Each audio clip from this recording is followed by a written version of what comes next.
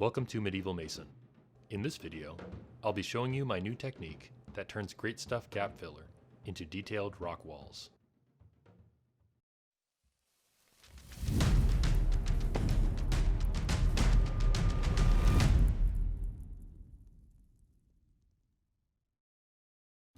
To begin this technique, you will first need 1 inch by 1/2 inch sticks of plaster. These will then be cut into bricks that make a master mold. To get these sticks, I chose to make molds out of XPS foam. I then made a series of cuts through the XPS foam with a hot wire cutter. Once these were completed, the core could be removed, leaving a perfect mold from which to cast my plaster sticks. To begin, I cut several 2 inch by 2 inch strips of foam. I then wrote directional markings to identify the various portions.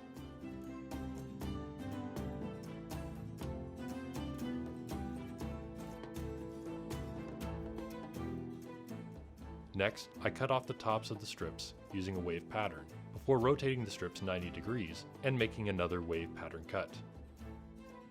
This significantly helped during reassembly.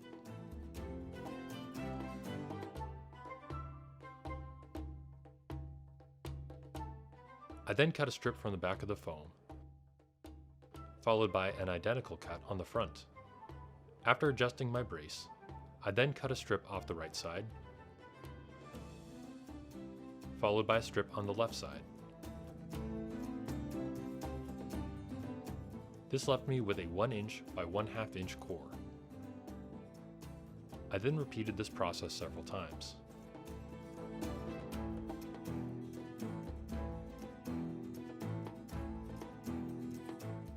Next, I needed to reassemble my foam strips. It was here that the wave cut caps really helped everything to easily clip back together.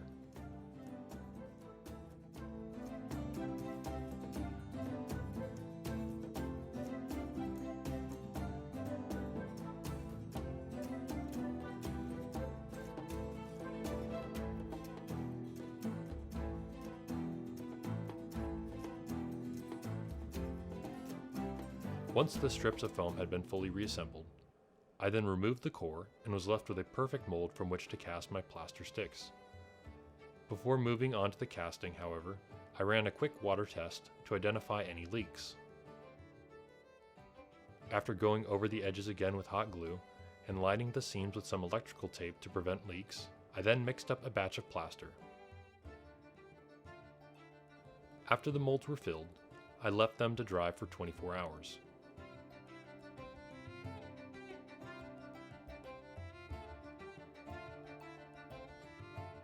Once the plaster had time to set, I carefully began extracting the sticks from the foam molds.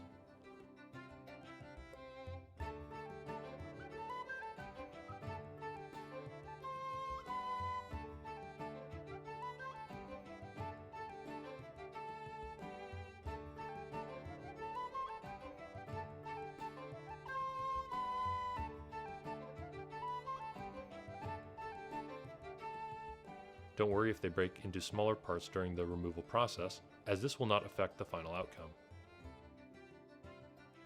Now that the sticks had been successfully demolded, it was time to cut them into model-sized bricks.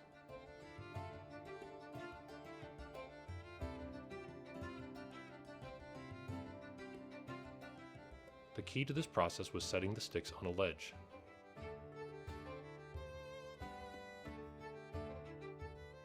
After making a light incision, I applied pressure until the bricks broke off. This allowed for the plaster to break in such a way as to preserve an organic, stone texture. I then repeated the process until all the plaster sticks had been reduced to bricks.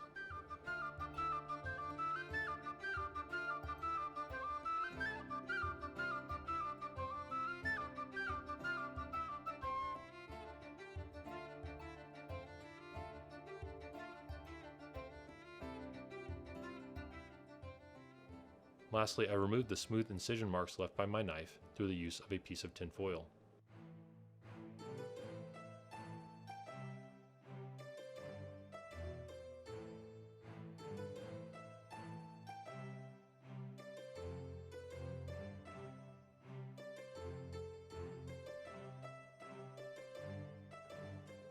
The next step was to turn the bricks into a master mold. I measured out a 12 by 12 inch space on a piece of scrap XPS foam and then hot glued on some walls.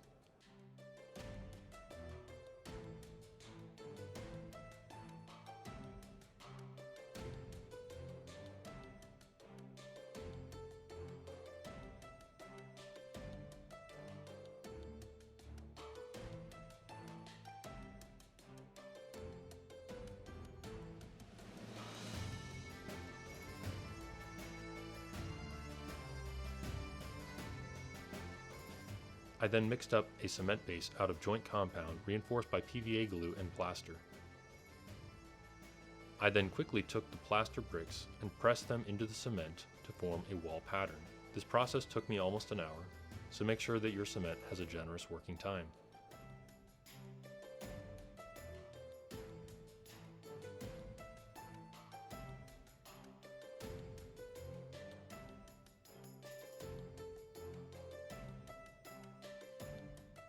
I recommend placing several stabilizing rows of bricks to make sure that your lines do not become too crooked as you work your way up the mold. The final step was to cast a silicon rubber negative.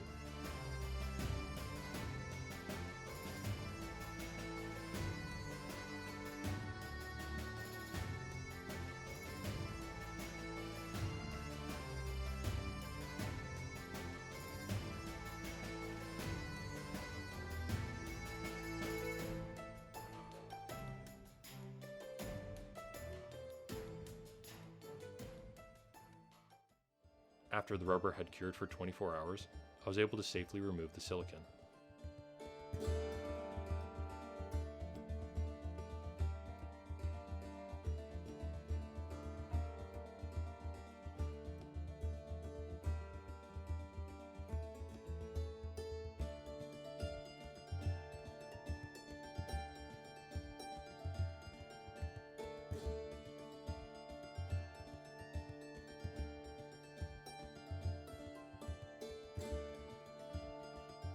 After letting the mold air out for a few days, I began making foam copies. I did this by using Great Stuff Gap Filler, reusable variety. I then applied a quick coating across the entire mold. Once I had the entire mold coated, I took a piece of plexiglass and placed it over the foam. I then weighed it down to capture the most detail. 24 hours later, I removed my first foam sheet from the mold. I then took a fresh X-Acto knife and easily cut it into the desired dimensions.